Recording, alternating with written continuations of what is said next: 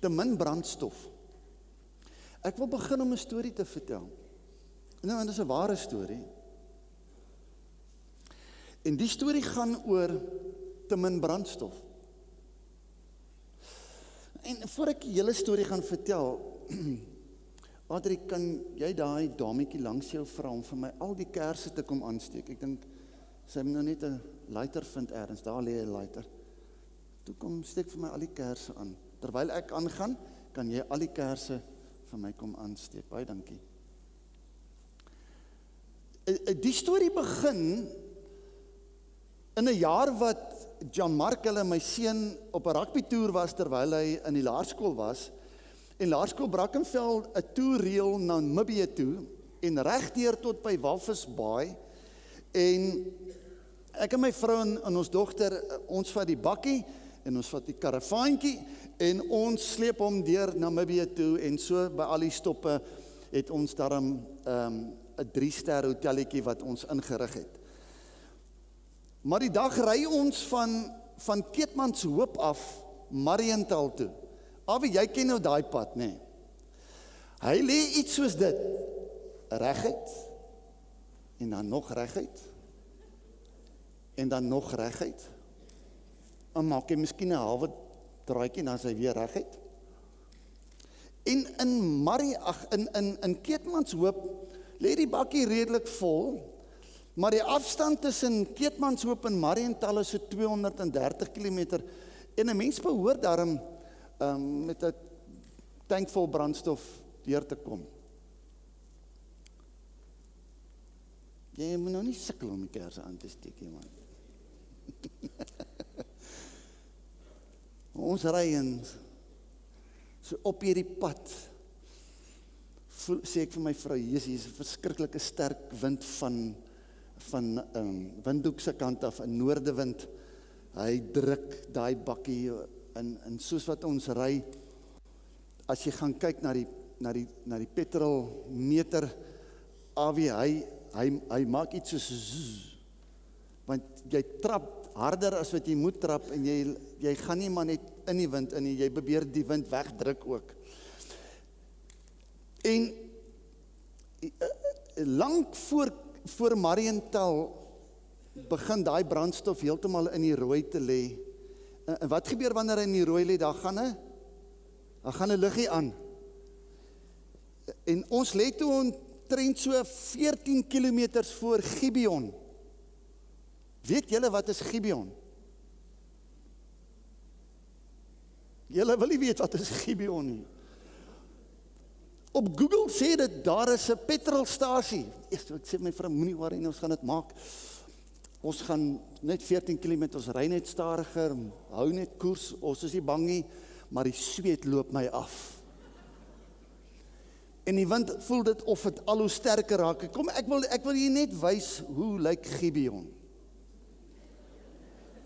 Ek het nooit geweet, Gibeon, dis 'n dorpie, hy het 'n groot mall, hy het brandstof, garages, daar's niks. Gibeon se treinstasietjie lyk of dit, daar was mense lank gelede. Die dorpie self lyk nie of daar baie mooi goed aan die gang is nie. En dan ry jy nog verby hierdie Tweede Wêreldoorlog grafstene en jy dink by jouself, Gibeon is 'n plek wat jy nie moet gaan stop nie. Jy moet, as jy iemand vat van Gibeon afkom, nou net kom sien jy my na die diens en as ek in die moeilikheid. Maar hoorie, en ek sê vir my vrou, moet ons hier inry? Hierdie lyk nie vir my 'n dorp soos wat ons dorpe ken nie. Hier Gibeon lyk soos dit lyk onrustig. Maar in ieder geval, ek is in Windhoek gebore, so alle Windhoek mense is goeie mense. Kan ek 'n amen kry? Dis niks nie. Dis doodstil, Hannes.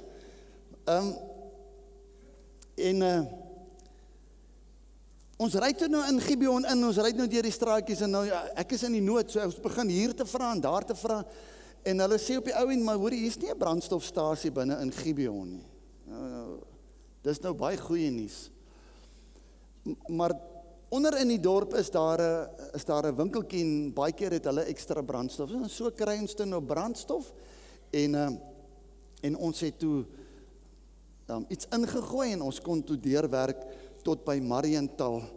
En by Mariental is my adrenaline so laag gewees, ek het net in die karavaantjie geklim en gaan lê en slaap en vir my gesê, Here, dankie dat U ons lewens gespaar het. Maar eintlik is Gibeon 'n dorpie wat die eerste dorpie in die hele Namibië is waar die grootste meteoriete geval het.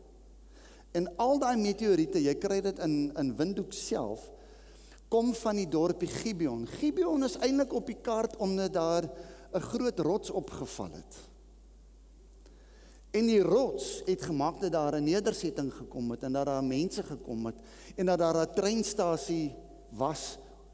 Miskien gaan hulle hom nog weer herleef, maar alles is daar. So dit is die dorpie Gibeon. Te min brandstof kan jou senuwees op hol jaag. Kom ons gaan vanoggend na die woord toe. Hoeveel kersse is aangesteek? Wie kan vir my sê?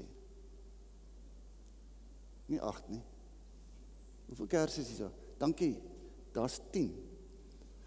En ek wil vanoggend 'n gedeelte lees uit die woord van die Here, Matteus 25. Maak gou julle Bybels oop. Probeer 'n paar aantekeningkies maak. Jou mamma is slim. Iemand wat die Bybel oopmaak, is jy ook slim? Nee, dis goed. Jy moet net vir jou paalke Bybel aangee daarso. Iemand wat notas maak, is iemand wat gaan onthou môre en oormôre. Matteus 25 begin met die gedeelte waar Jesus stories vertel en hy skets 'n storie wat 'n baie dieper betekenis het sodat die Israeliete geleer kan word van dit wat op pad is om te gebeur. En hierdie storie gaan oor die 10 maagde. Dan sal dit met die koninkryk van die hemel gaan soos met 10 meisies wat hulle lampe gevat het om die bruidegom te moed om te gaan inwag. 5 van hulle was onverstandig en 5 was verstandig. Vers 3, die onverstandiges het hulle lampe gevat, maar nie ekstra olie met hulle saamgevat nie. Terwyl die verstandiges saam met hulle lampe nog olie en houers gevat het. Toe die bruidegom lank wegbly, het hulle almal vaak geword en aan die slaap geraak. In die middel van die nag was daar 'n geroep. Hier kom die bruidegom, gaan hom tegemoet. Toe staan al die meisies op, maak hulle lampe reg. Die onverstandige sê toe vir die verstandiges, gee vir ons van julle olie, want ons lampe gaan dood. Maar die verstandiges antwoord, nee, daar is nie genoeg vir ons om vir julle te gee nie. Gaan liewer winkel toe en gaan koop vir julle olie. Terwyl die onverstandiges olie gaan koop het die bruidegom gekom. Die wat gereed was, het saam met hom ingegaan na die bruiloft toe. En die deur is gesluit. Later kom die ander meisies ook daaraan en roep, meneer, maak vir ons oop. Maar die bruidegom antwoord, ek sê vir julle, ek ken julle nie. Waak dan, omdat julle nie weet watter dag en uur dit sal gebeur nie. Here, maak vir ons hierdie woord oop in elkeen se hart. Geef hulle vandag rema kennis om te ontdek wat U wil hê hulle moet ontdek. Amen. Nou, as 'n mens gaan kyk na hierdie diensmeisies, ou vertaling sê maagde, die afleiding rondom dit is 10 vrouens wat rein geleef het.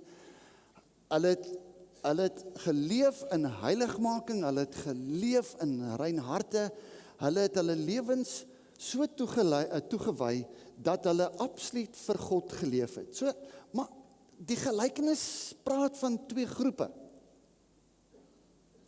Profeties verduidelik Jesus iets aan die kerk en hy sê, ouens, ek hoop nie dat hierdie gelykenis gaan waar word nie, maar binne in die kerk van God van die wêreld, gaan daar 10-1 twee groepe wees.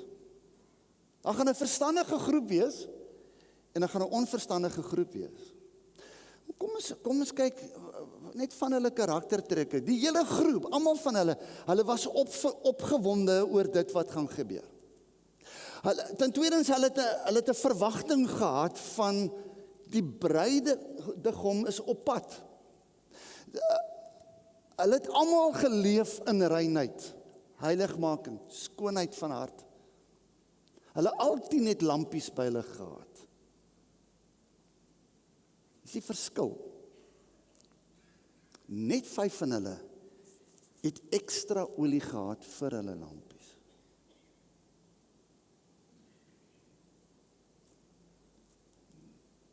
Vyf het buitekant gebly en 5 het ingegaan.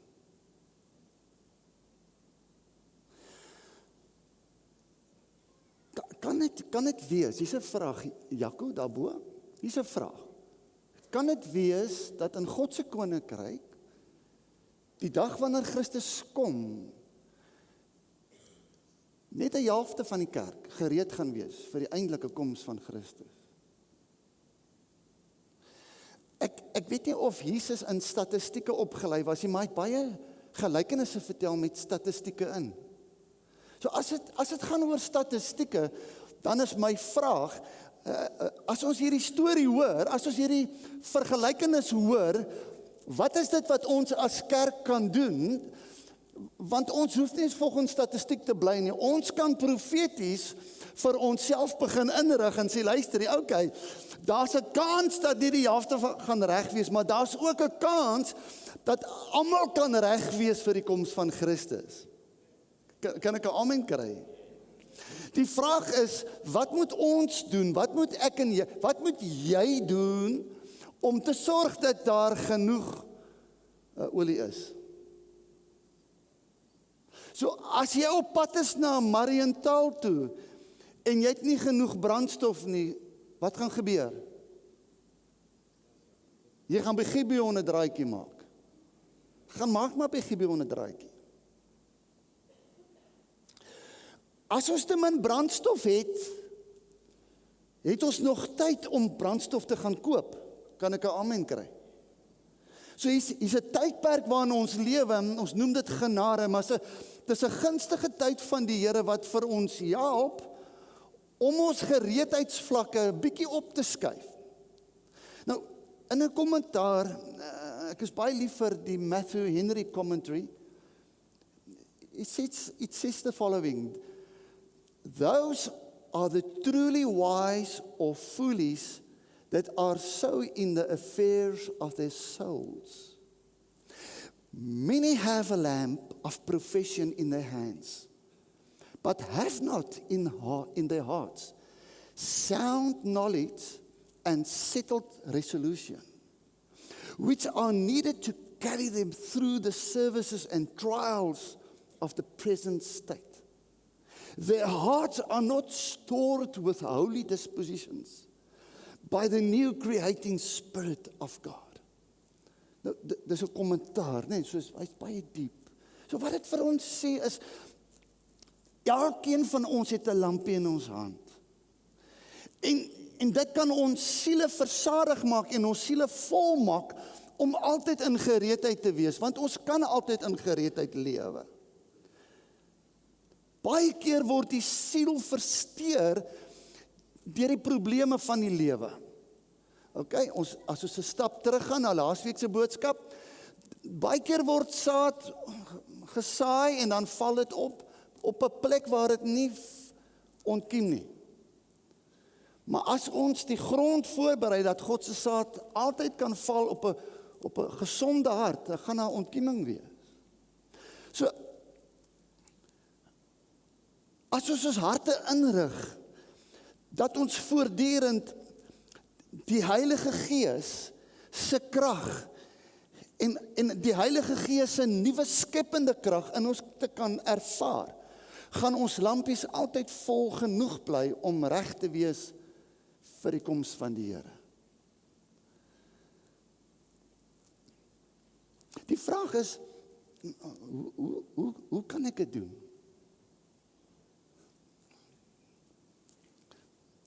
Enthousiasme kweek opgewondenheid. Hoor gou hierso. As ek vir myself sê, Jessie, hoorie, dit sal hom lekker wees om van Robben Eiland Big Bay toe te swem. Ag, maar net 7.2 kilometer. Dis nie so ver nie. En ek kan droom daaroor. Ek kan jare daaroor droom. Ek kan ander ouens se stories hoor wat dit gedoen het.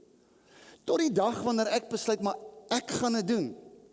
En die oomblik as jy daai vorm vat en jy skryf jouself en jy sit jou naam en jy sit jou van en jou ouderdom en jy sit alles in en jy sê vir jouself, okay, nou moet ek betaal. Okay, nou moet jy die R3.500 betaal en jy druk die knoppie en dit gaan vir jou reken af. Ewe skielik is jy nou baie meer gemotiveerd want ek het nou betaal vir die storie wat ek nou moet gaan doen. Jy sien die oomblik wanneer ek begin fokus op die koninkryk van God en ek skryf my lewe in, ek gee my lewe oor, my naam word in die boek van die lewe geskrywe en ek sê vir die Here, Here, ek het my lewe vir U gegee, dan besef ek gaan my lewe verder toewy om die swem te kan doen van aard na hemelse koninkryk toe. Sien, as jy nooit jou lewe oorgee nie, het jy nooit daai geestelike enthousiasme van dit waartoe jy op pad is nie. As jy nooit jou lewe afgee vir God en sê, Here, hier is my lewe, maak met dit wat U wil, gaan jy nooit daai opgewondenheid in jou hart hê nie. Jy sien die wêreld roep uit, die wêreld praat oor, dit gaan oor selfidentiteit, dit gaan oor myself op die foon, dit gaan oor my eie regte en my eie menseregte. Die hele wêreld se paradigmas het geskuif na 'n selfgesentreerde ding toe. Waar die koninkryk se paradigma is, niks na my toe nie. O, Here, hier is nie een amen vanoggend. Die koninkryk van God stroop jou van jou hele mens wees. Die koninkryk van God ontneem jou van alle regte wat jy kon gehad het. Daar's net een pad en dis die pad van ek is niks voor die Here. En dis wanneer Paulus sê nie my wil nie, maar U wil.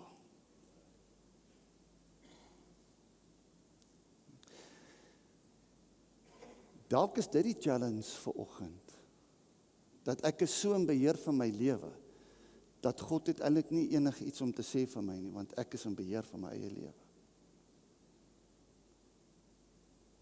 As jy op daai punt is jy op 'n gevaarlike punt.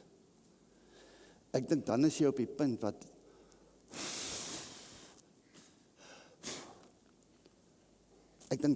waar daar niks is nie. Want is net die Heilige Gees wat jou geestelike sielsvlam kan laat brand. Ek gaan dit weer sê, in die koninkryk van God word ek gestroop van enige iets wat my eie is. Enige iets. Ek het geen reg tot enige iets nie. Ek het nie reg om te sê, ek sal volgende jaar in beheer wees van die gemeente nie. Dis God se besluit. Maar kom ons kyk. Jesaja kom met 'n woord en hy sê, kom almal wat dors het. Almal. Dis 'n profetiese skrifgedeelte wat hy nie net vir die kerk gee nie, maar hy gee dit vir die hele volk. Hy gee dit vir die totale mensdom. Hy sê enige mens wat in sy siel dors het, kom kry. Jy het geen geld nodig nie. Jy het geen valuta nodig. Jy het geen bitcoins nodig nie. Jy het geen bankbalans nodig nie. Wat jy nodig het is 'n gestroopte siel van jouself. Dan kan jy kom koop. Maar 'n siel wat in beheer is, gaan nie koop nie, want hy gaan nie afhanklik wil wees nie. Dis die boodskap van die eindtyd van die koninkryk van God. Maagde, reinheid kom vanuit 'n siel wat oorgegee is en wat sê, Here, ek maak staat op U. En dan sê hy sê, kom koop en eet. Ja, koop sonder geld, sonder om te betaal. Wyn en melk. Wyn en melk is die simboliek van God se oorvloedige voorsiening vir jou lewe. Dis die simboliek van dit. Dis nie dat God vir jou melk en honing gaan gee nie. Of wyn en melk gaan gee. Ek wil 'n stapie dieper gaan. As jy saam met my dit kan onderstreep in jou Bybel, kyk net hierna. Openbaring kom, en dan kom sê Openbaring 21 vers 5, hy sê, die een wat op die troon sit sê toe, kyk mooi, ek maak alles nuut. Elke siel wat na my toe kom, maak ek nuut. Verder sê hy, skryf dit neer, hierdie woord kan mense maar glo, want dit is waar wat ek gesê het gebeur. En dan sê hy, alles begin by my, en ek besluit waar alles eindig. Ek is die begin en die einde. As iemand geestelik dors is, sal ek vir hom sorg. Ek sal vir hom water gee, wat 'n mens se geestelike dors les, en hom vir ewig laat leef. Dit is alles gratis. Dis wat die Here wil doen. En Adrie het dit maar baie mooi gesê, ons sien uit na hierdie naweek se Pinksterdienste, en ek wil julle nooi, moenie vir Saterdag aand 'n braaireël nie. Hou jou vleis vir volgende week en doen 'n dubbelbraai.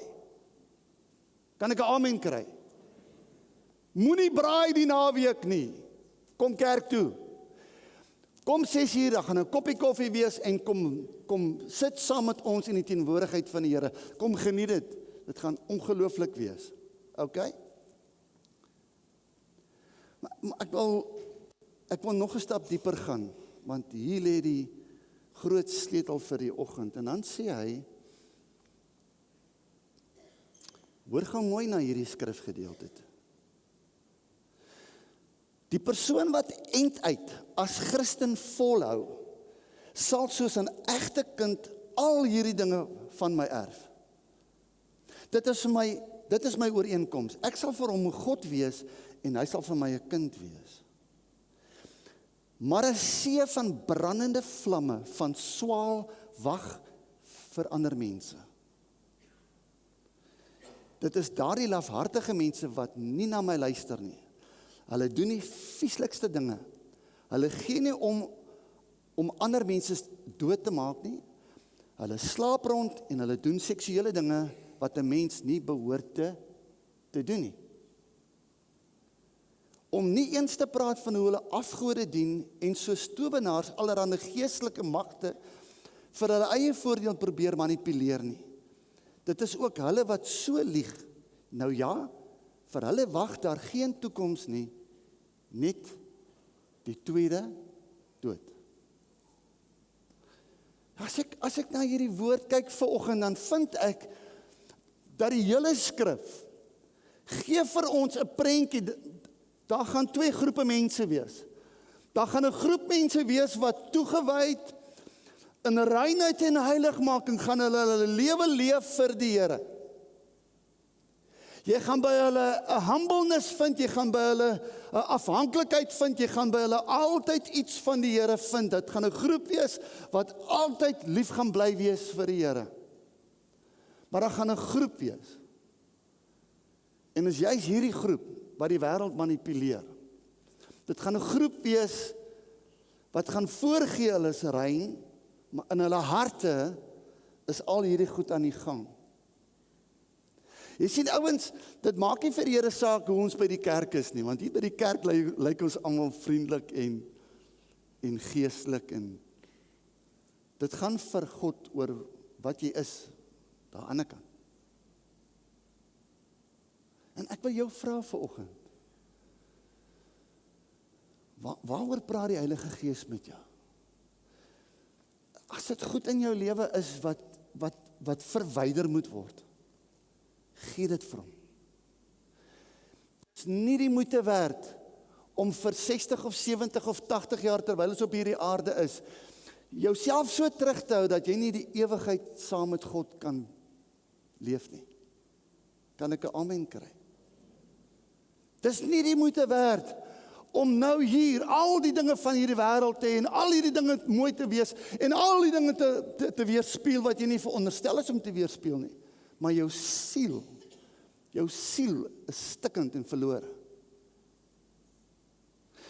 Daar gaan geen verskoning wees van goed wat op jou lewenspad gebeur het, dat jy dit kan gebruik en sê, Here, ek het so seer gekry, of Here, die wêreld was teen my gewees, of Here, hierdie goed het gebeur, of Here, ek is deur hierdie omstandighede, niks van daai goed gaan punte tel nie. Hoekom? Want hy het gesê, ek sal vir jou sorg as jy na my toe kom, ek sal jou hart vir jou nuut maak, Openbaring, ek sal jou hart vir jou wederbaar, ek sal die negativiteit uit jou hart uit wegvat, ek sal vir jou 'n positiewe hart gee, 'n lewendige hart wat vol is van my gees, en ek gaan jou in staat stel om altyd te skyn. Ons gaan nie 'n verskoning hê nie.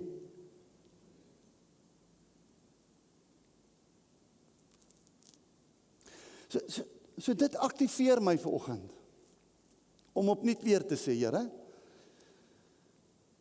hierdie goed in my lewe het ek nie nodig nie. Ek hoef nie na hierdie slegte prent te kyk, ek hoef nie na hierdie seksuele goed te kyk nie, ek hoef nie na hierdie vriende te wees nie, want ek het dit nie nodig in my lewe nie. Jy sien, geestelike vlam gee vir my onderskeid om reguit te loop. En dan kan die wind van die lewe maar kom van vooraf. Ek gaan altyd genoeg brandstof hê om end uit te gaan. En wanneer ek end uit gegaan het, sal ek aan die ander kant uitkom. Hier is my gebed. Kom ons sit net so toe. Ek wil hê dat jy op jou eie net sal sê, Here, deurgrond my. Of ondersoek my, nee, of kyk in my hart. Ondersoek my, sien tog my onrus raak.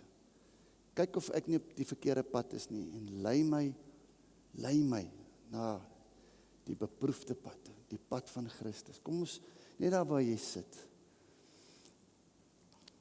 Dankie Dylan, jy kan maar kom speel hier. So.